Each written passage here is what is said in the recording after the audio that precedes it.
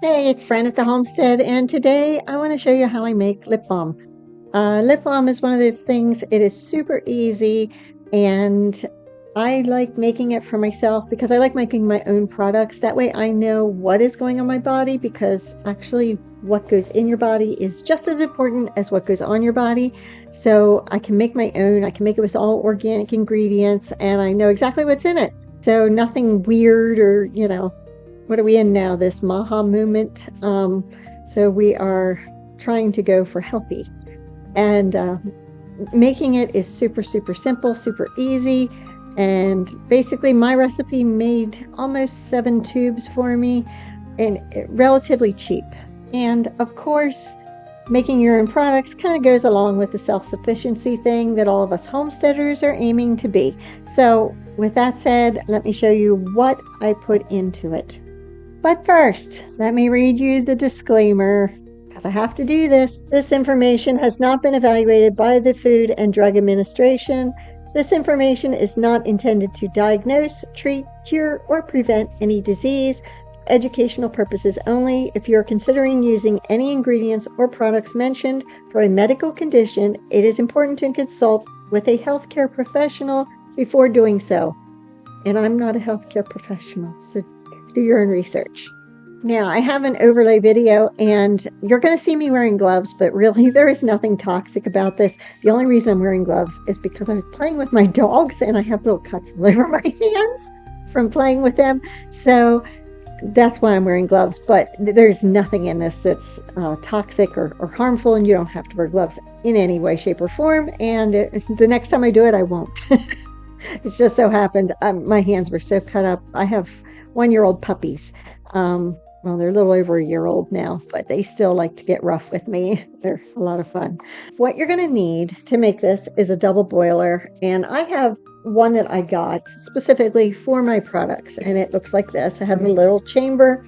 This is the little chamber. You're going to put that on your heat source, and that's going to be filled with water. And then it has this little thing on top that you put on top of the water that you're going to have simmering in there. And that's basically what you're going to use to melt your products.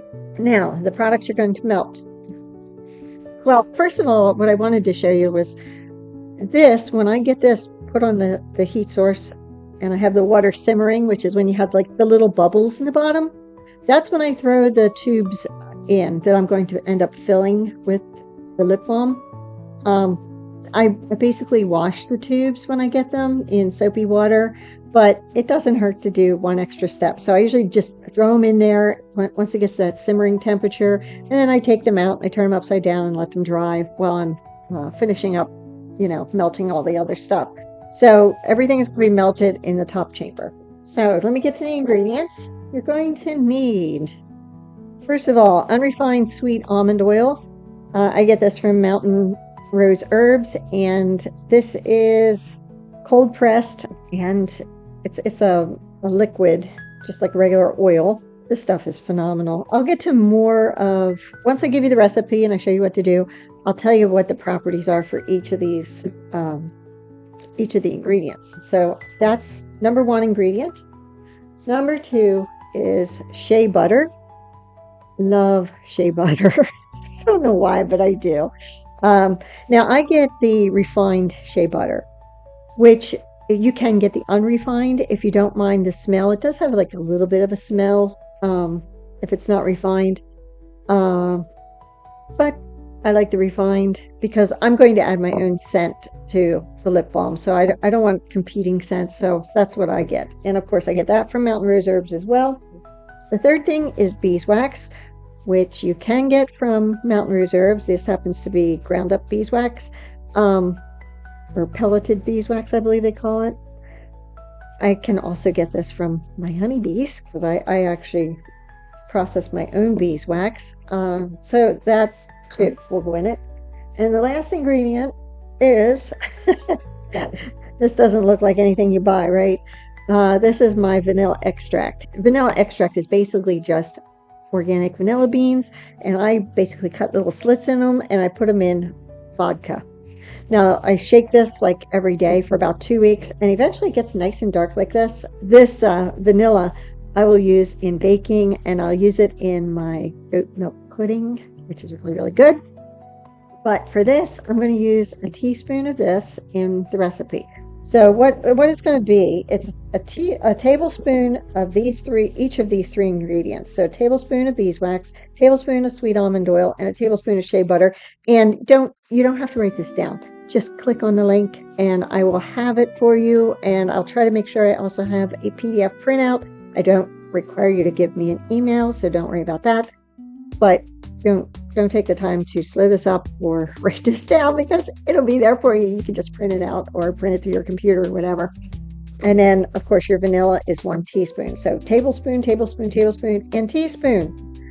So now that we have that, and I probably should show you, this is my finished product, what we're going to have here. And like I said, I think I did 7 tubes of it with those ingredients. So, I mean, really, yeah, get a lot for just a little bit. And these, I know, like organic lip balm, I've seen it on even like the cheapest sites, anywhere from $5 to $10 and up for 1 tube. Sometimes you can get a 2-pack for like $7 or $8, but it's expensive. So if you can make your own, and each of these products works wonders. Well, with the exception of the beeswax, I mean, you can make candles with the beeswax, but like the shea butter and the sweet almond oil, they both are great products. Like if you have dry skin or whatever, you can just put a little of this on and it usually clears it up. At least it does for me. So if you basically didn't catch that, the top chamber is where I melt the 3 ingredients together. And once they are melted, turn off your heat and then add your flavoring. Now, if you don't like vanilla, you can use others. Peppermint essential oil is great. Sweet orange essential oil is also great. But I would say do your research on that and make sure you're not allergic to anything before you go using that. But there's other scents you can use. And I know there's other flavor oils on the market.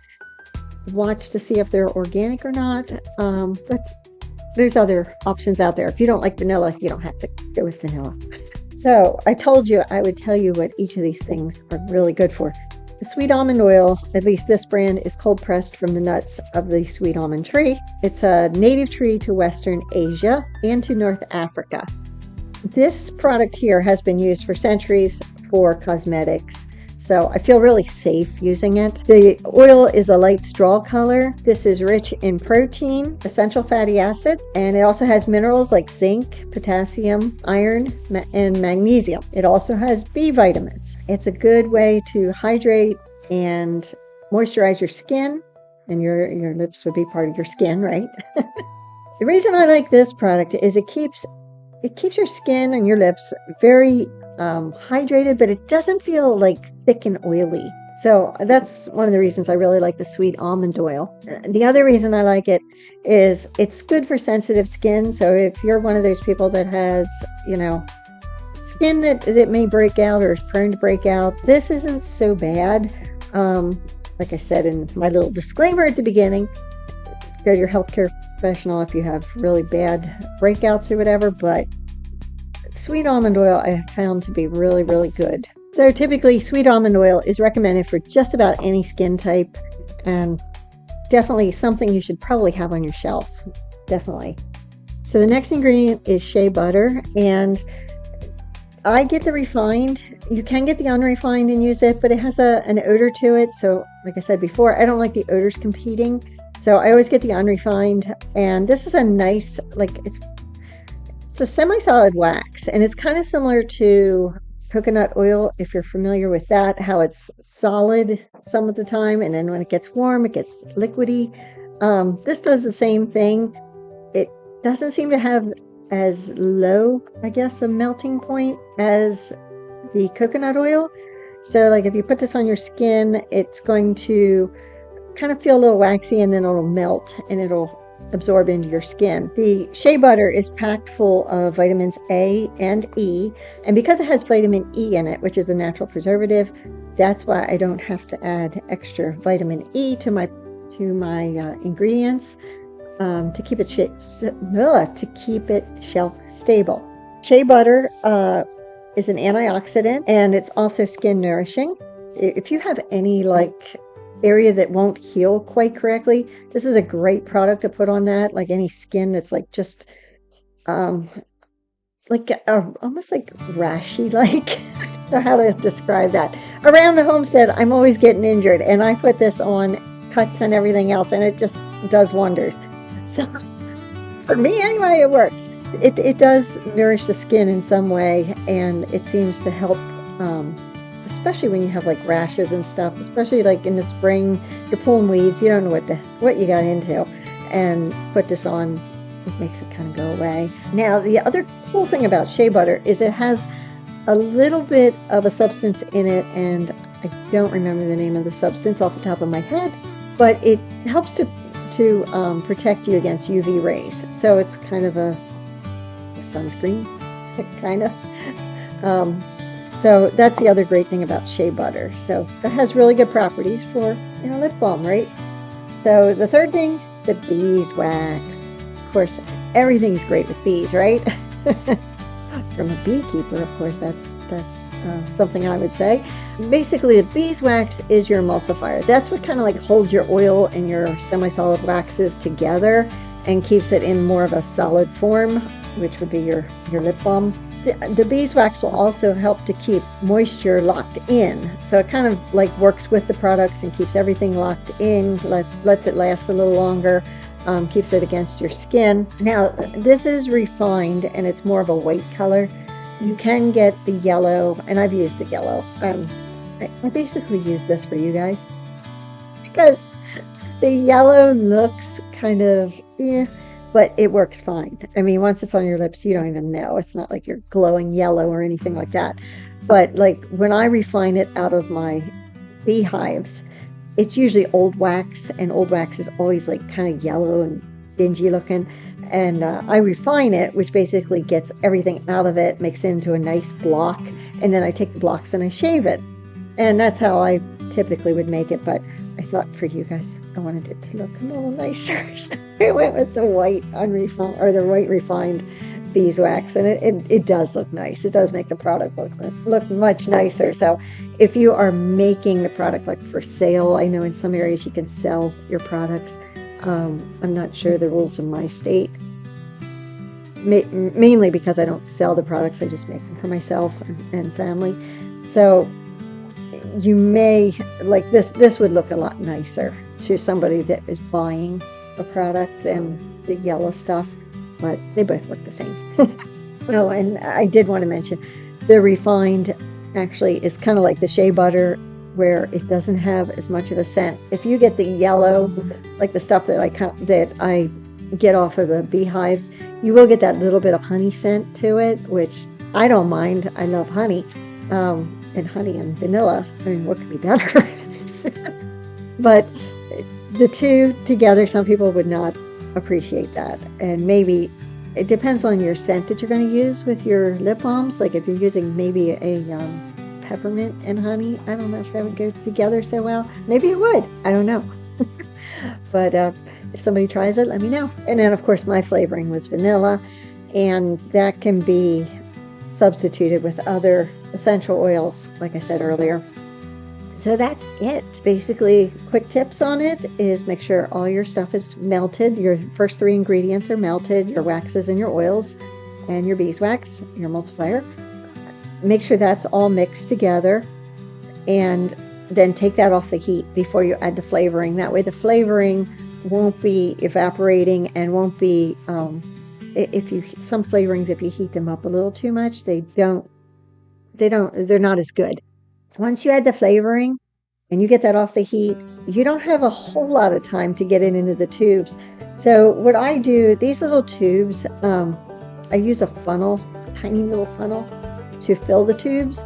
And sometimes when you fill the tubes, when they start sinking down a little, they'll make like the little concave area, and you want to go back and just fill that up nicely so that it's nice and even, especially if you're making this for sale. It just looks so much more professional. But if you're just making it for yourself, I don't know how picky you really have to be. I'm not real picky with it. It's just kind of a hint that it will settle a little and you'll get that little concave thing at the top. So just go back and put another drop or two in. So basically that's it.